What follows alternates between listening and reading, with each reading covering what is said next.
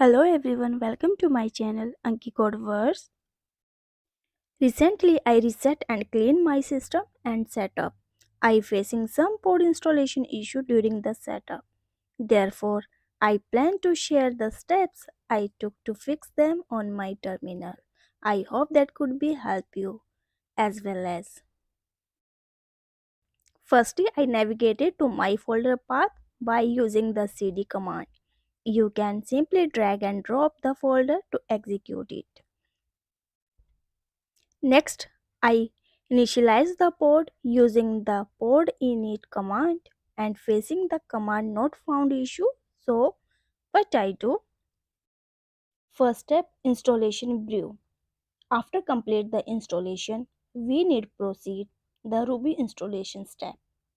After that, we will run the brew installation cocoapod command, and finally I check my cocoapod version with the help of brew upgrade cocoapods. And finally, that is work for me. Please check description box for the commands and don't forget to subscribe and share with your iOS group. Thank you.